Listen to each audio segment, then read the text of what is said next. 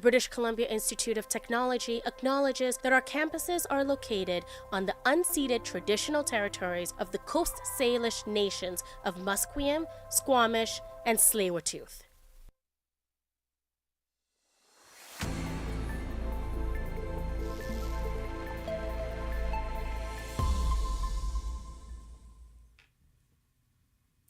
Good afternoon, I'm Ryan Bowles, and these are your news updates to 1:30.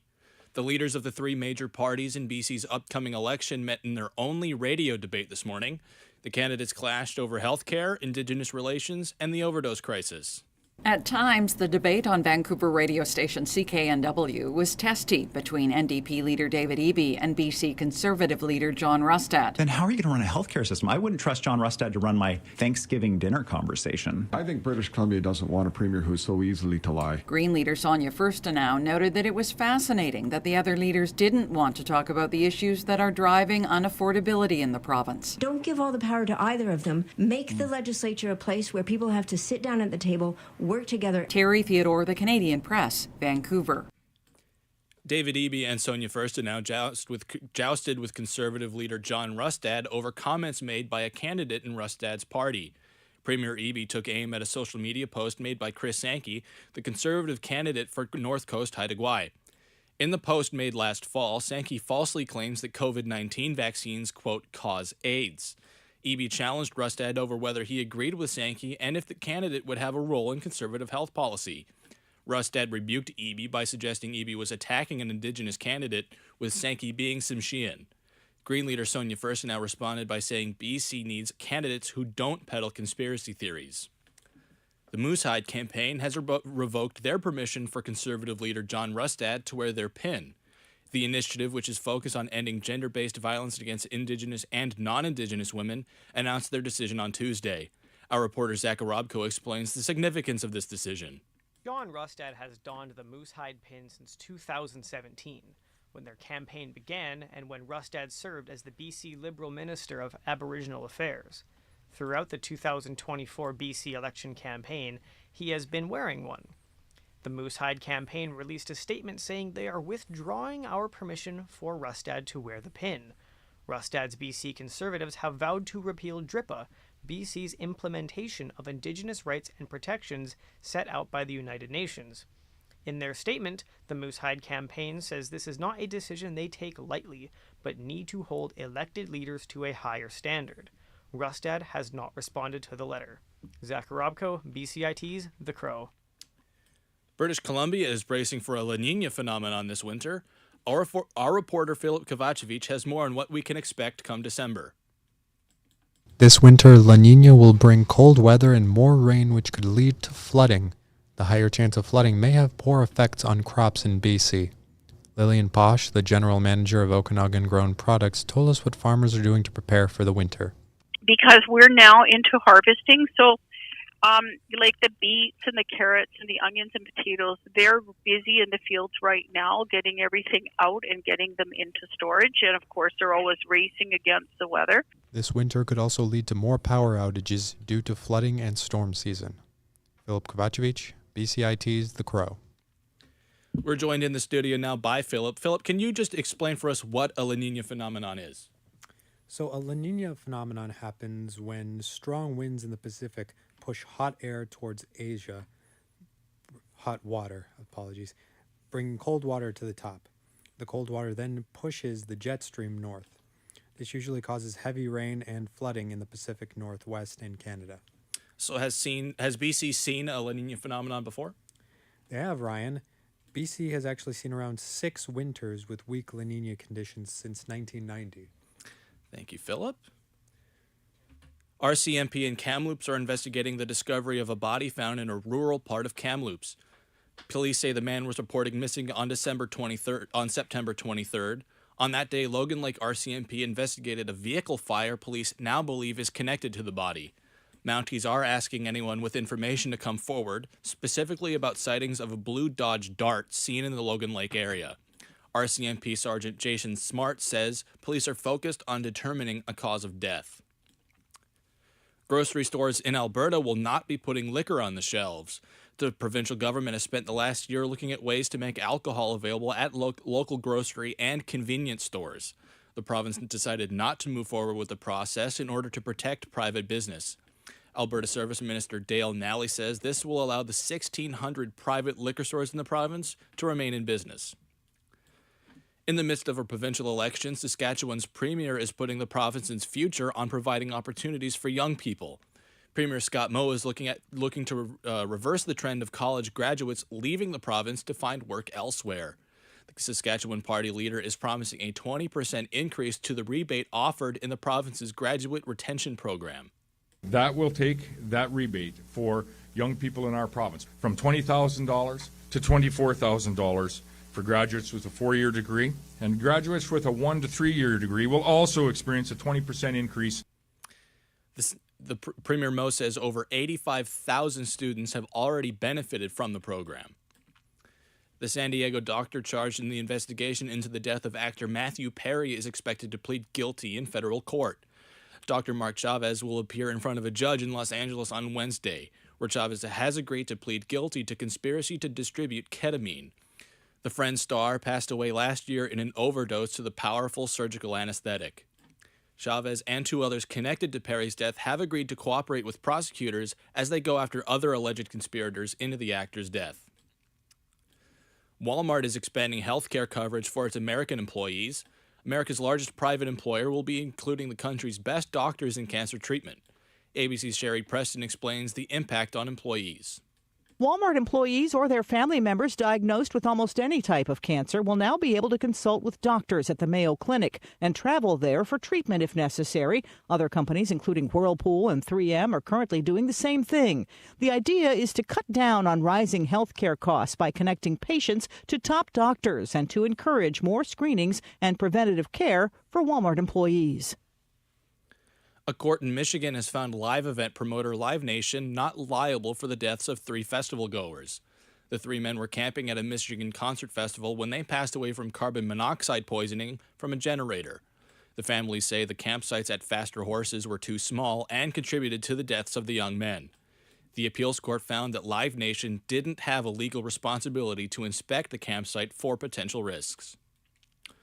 Lawyers will give their closing arguments today in the trial of 3 former police officers in the death of Tyree Nichols.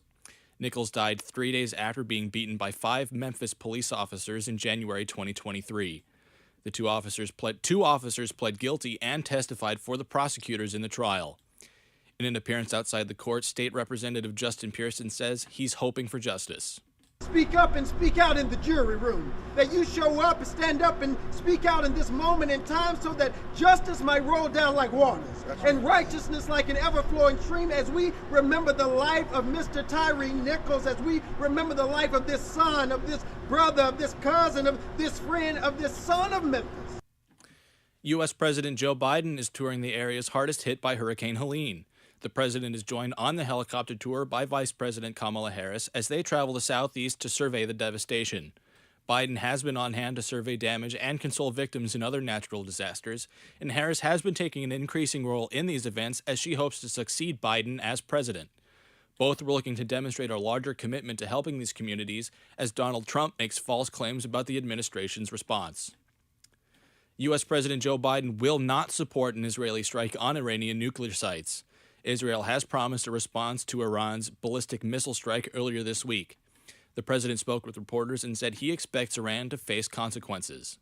Obviously, Iran has gone way it's way off course. We're going to put together a joint statement. It hasn't been done yet. It'll be done before too long, probably by the time we land. And there's going to be some sanctions imposed on Iran. Popular actor Daniel Day-Lewis is returning to the big screen. The There Will Be Blood actor says he's ending his retirement to appear in a film directed by his son Ronan. The new film, titled Anemone, comes 7 years after Day-Lewis's last appearance on film. The actor announced his retirement in 2017 after appearing in Paul Thomas Anderson's film Phantom Thread. For your weather, today expect a mix of sun and cloud with a high of 15 and a low of 9 tonight. Tomorrow expect similar conditions, and rain is expected to return Friday with a high of 13. These were your news updates to 1:30. My name is Ryan Bowles, and you're listening to BCIT's The Crow.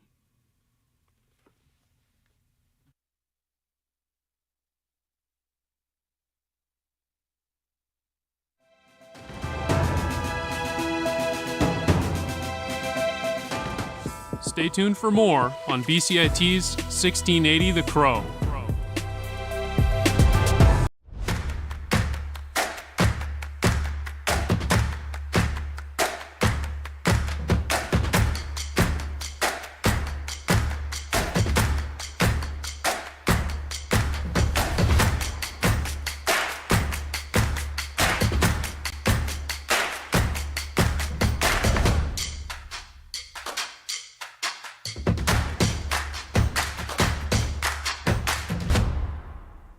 Everything is changing to digital. Everything is online. People aren't just waiting for the 6 o'clock news anymore. People want their news right now. They want to be able to go onto their smartphone, onto the internet, and see the news that they want to see. Vancouver is growing at, a really rapid rate, the Lower Mainland even, and with the tools that we're given here, we're able to cover all of that. Welcome to BCIT Magazine. I'm Radhika Sikakane. In the program, they really leave it up to you. I mean, the help is there when you need it, figuring out how to use the programs like Premiere, Audition, and figuring out how to use the cameras.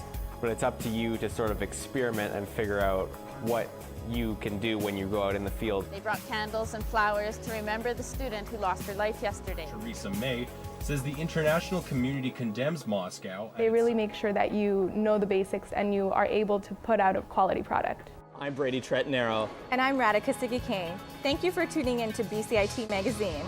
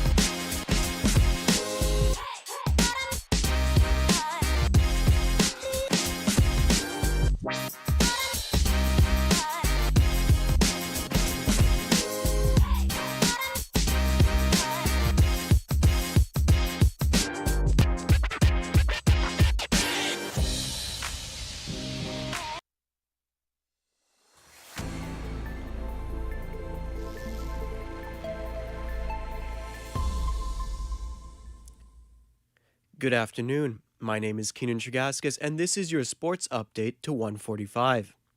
Today is day 2 of the MLB playoffs, and all 8 teams in the wildcard series are once again in action. If history repeats itself, the Game 1 winners are set up nicely. Since the wildcard series began in 2022, Game 1 winners have won the series all 8 times, with only one series making it to Game 3. The Astros, Orioles, Brewers, and Braves look to change that trend. Following a slow start in Game 2 between the Detroit Tigers and Houston Astros, the first run came across in the 6th inning. Driven deep to right field. Did he get it? Going way back. See ya! A home run! Parker Meadows goes yard, and it's 1-0 Tigers. The home run marks the second straight game where the Tigers scored first, and that remains the only run as of now. With the Astros' 7 straight ALCS appearances streak on the line, there is still work to be done at Minute Maid Park. Looking to prevent a 10-game playoff losing streak, Colton Cowser explains that the Baltimore Orioles seem unfazed by yesterday's loss and are ready to bounce back. Yeah, very confident. I have all the faith in the world in this team.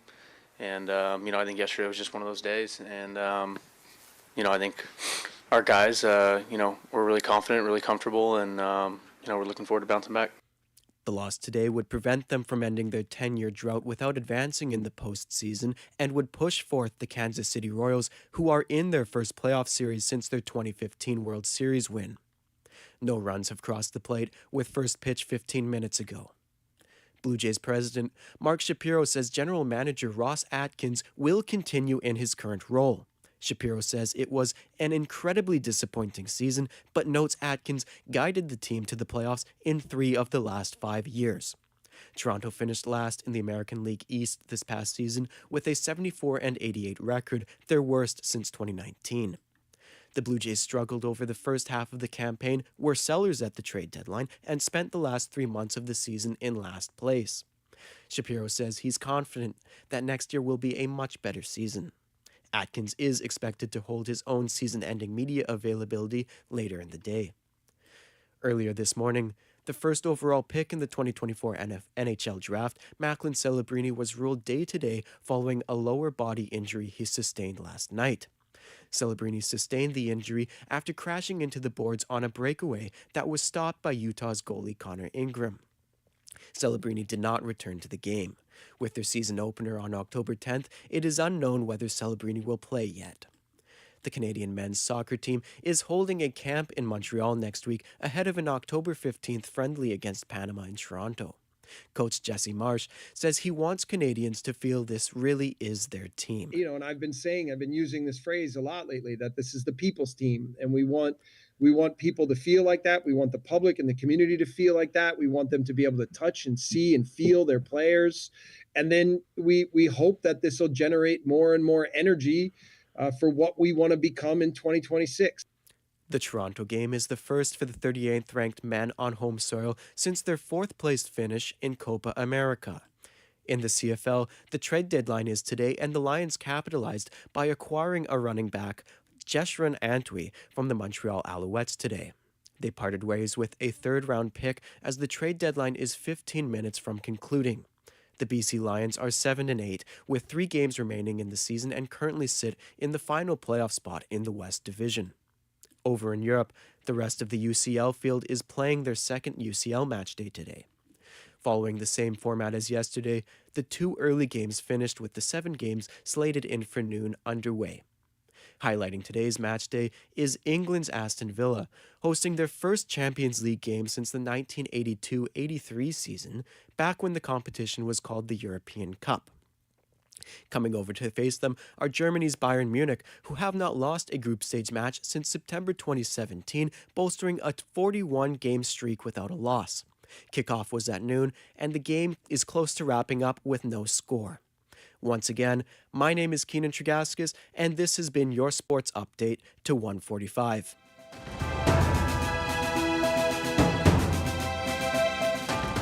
Stay tuned for more on BCIT's 1680 The Crow.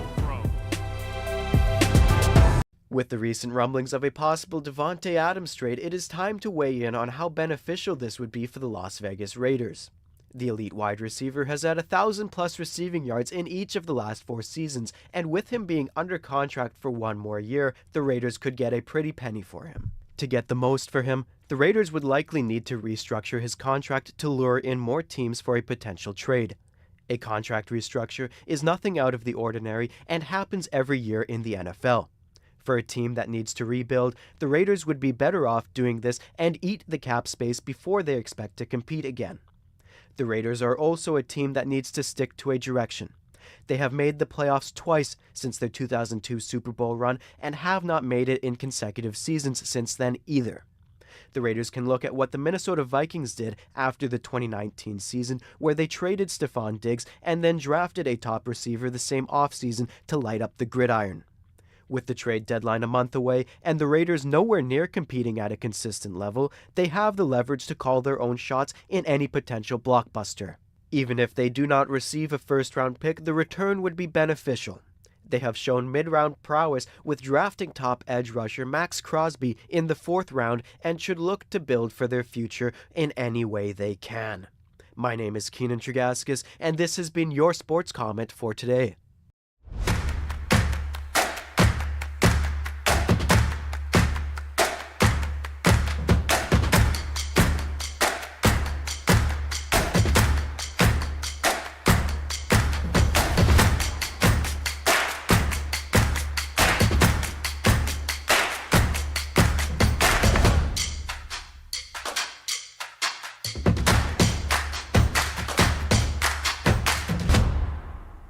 Everything is changing to digital. Everything is online. People aren't just waiting for the 6 o'clock news anymore. People want their news right now. They want to be able to go onto their smartphone, onto the internet, and see the news that they want to see.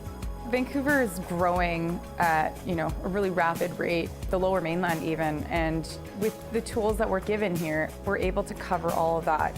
Welcome to BCIT Magazine. I'm Radhika Sikakane. In the program, they really leave it up to you. I mean, the help is there when you need it, figuring out how to use the programs like Premiere, Audition, and figuring out how to use the cameras.